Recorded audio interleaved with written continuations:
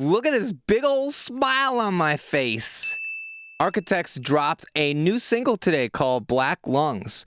And I am so pumped because I'm a huge Architects fan. So in this video, I'm going to play the song and tell you my thoughts on the composition, arrangement, mixing, mastering, strategies, all the things that make this song great. Or not great. I don't know. I haven't heard it yet. But it's Architects, so you know it's probably pretty good.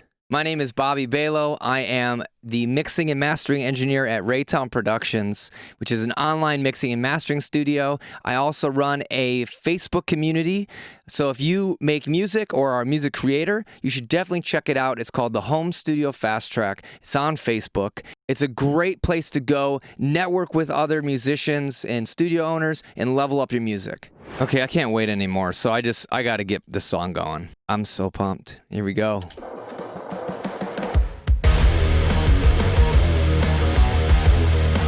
Hold up. The guitars came in for 3 seconds, and my face looks like I smelled dog poo on the bottom of my shoe. You know the song is going to be sick. First of all, I've mentioned this in like the last 4 of my videos because I think it's really important, especially if you're a mixing or mastering engineer. This song is loud. People talk about the loudness war. Well, it's here, baby. Let's see. Louder than -6. Take notes. If you don't deliver a loud master that still sounds good, which is the key, you're going to be left behind. What the heck was that? There was like this weird like reverse cymbal thing. Yeah, that thing. It almost sounded like a ghost. Kind of cool. They're just adding things to keep it interesting. So I don't know if that is a synth or guitar. Let's listen to the sides. So it kind of sounds like a synth to me.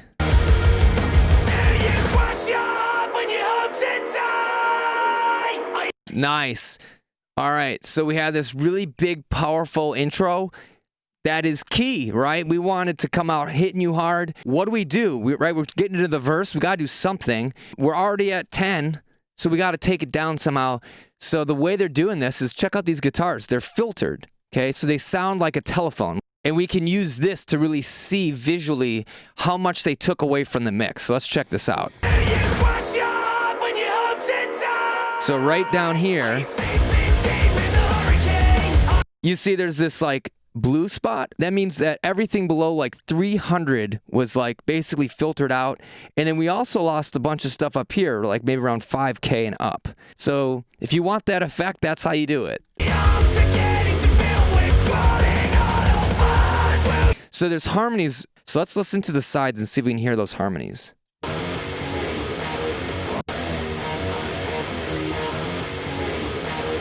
Not really. Yeah, so those harmonies are pan dead center. Notice how we almost can't even hear the vocals, right? So everything is just very dry and very centered. All right, now watch when those screams come in. You see how we hear the screaming? So those are, and there's a high scream in there too, right at the very end of that. That's interesting. I didn't catch that.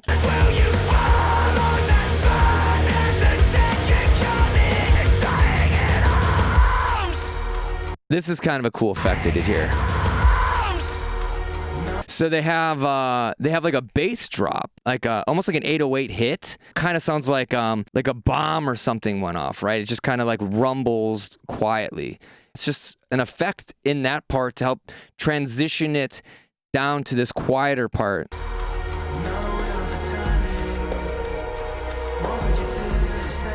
And actually, you can hear, so we have like a drum machine now. That's really kind of cool. It sounds very narrow. Those live drums, they were huge. They were panned really wide. And this drum machine part is very narrow. We're making the mix feel really small. And if we can do that, then when that chorus comes in, we can make it sound so much bigger, right? We can't always have everything super loud. We have to let the songs breathe a little bit.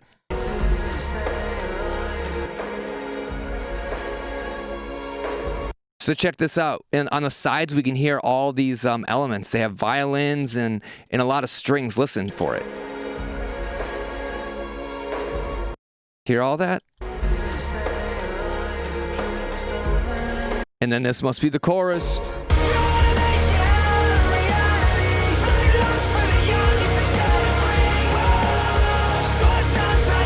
Oh man, there's so much going on here. All right, let's go back. Check this out. We're going to zoom in here. See how big this wavelength is? That is a bass drop. That's what it looks like. So we have a bass drop coming in, but it's pretty short. It's just there for impact on that when that chorus comes in. And these vocals are super wide. Like it sounds like almost like a phaser or something. Listen, I bet it's going to be clear as day if we listen to just the sides. Yeah, I mean, so we do have, they are definitely mono focused, but there's a lot of effects to make them really wide sounding. And honestly, I almost think that might be too loud. And then we have all these synthesizers, which architects are known for, right? Their music is very, very orchestral. Strings are going to be panned on the sides because they're going to be occupying a lot of the same frequencies as the vocal, and that allows the brightness of the voice and the intelligibility of the vocals to shine through above such a dense mix. But man, this chorus is like super catchy.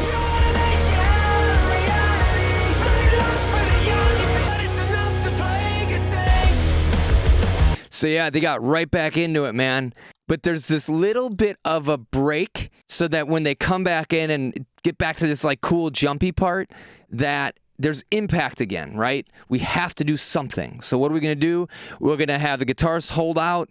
We're just going to have some vocals. Drums are going to stop playing and then come back in.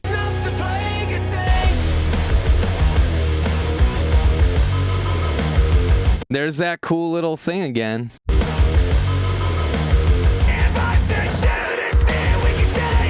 Oh, that was cool. You think everything's coming in and it give you like 1 or 2 beats? Love that. So what's different about the second verse is that we have a lot more of these vocal melodies. Listen to the layering on this. And anytime we need to build a lot of excitement, like when these screams come in, those screams are on the sides. Again, it adds width. It makes it more and more engaging.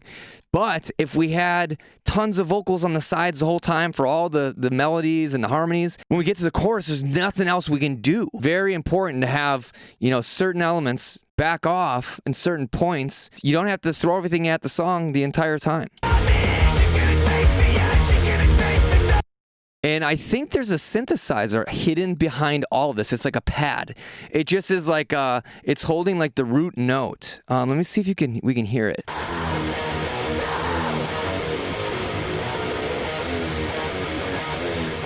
Yeah, you can hear it. It's just like this. I'm wondering if they added reverb at this part. So it's hard to know for sure because there's a lot going on in this verse. But if I had to guess, if I'm just guessing here, they're definitely adding a lot of reverbs to the drums here. Reason being, not necessarily because they need to add space. It's because reverb pushes the drums back in the mix. Okay, when we have the drums up really close, it's really aggressive, right? What are we trying to do by adding a pre-chorus? We're trying to give contrast between the verse and the chorus. So we need to do something opposite, right? If the chorus is really loud in your face, let's do something to add contrast between those last two parts so that they're both memorable. They dropped out the guitars, they put in synths, and then they added the reverb on the drums to push it back in the mix. And that's how this chorus can pop and hit so hard every time. It's coming. Listen how loud those strings are on this chorus. I mean, they really, really ride them up.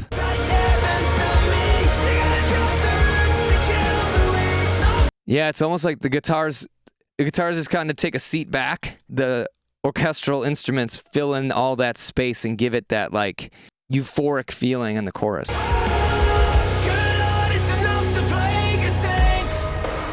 Oh, did you guys catch that? There's another bass hit right here. You can see it.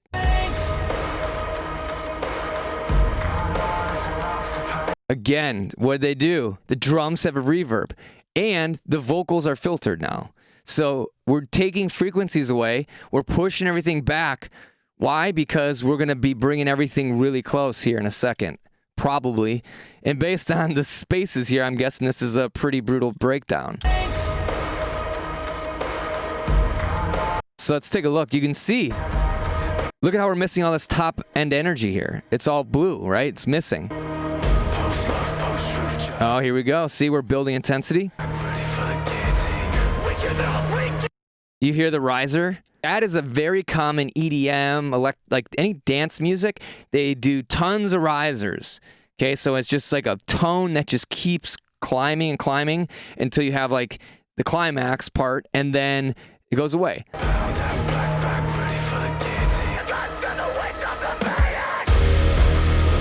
Man.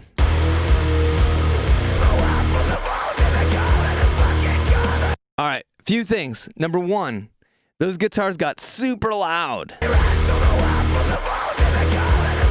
There's some pretty cool ghost notes on the drums. So if you listen to the snare, you'll hear on the second half, there's little taps on the snare. Yeah, da da da da. Let's try it one more time. And then there's probably like 6, maybe 8 layers of screams here for that group part right here.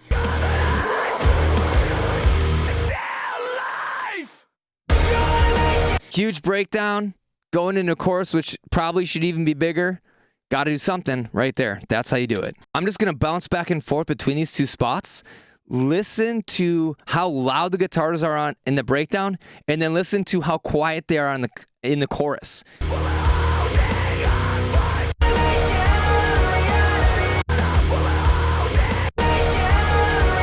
Like, you almost can't even hear them in the chorus. But that's the kind of things that you need to pay attention to in your songwriting. Just because you have the guitar and it's distorted and it sounds cool loud doesn't always mean it needs to be the same volume the entire way through. You have to do what's best for the song. It's just so important. Oh, wow. So this is the width of the song.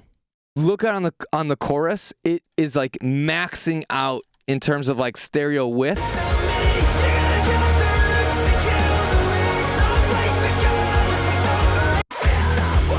Look at the breakdown.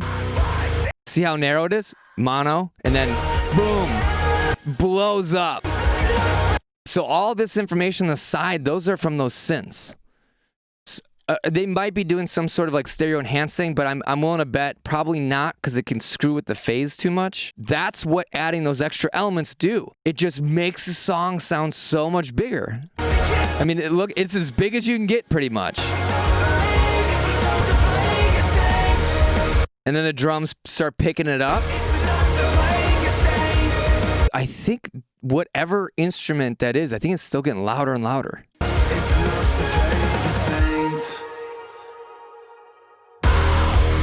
Oh!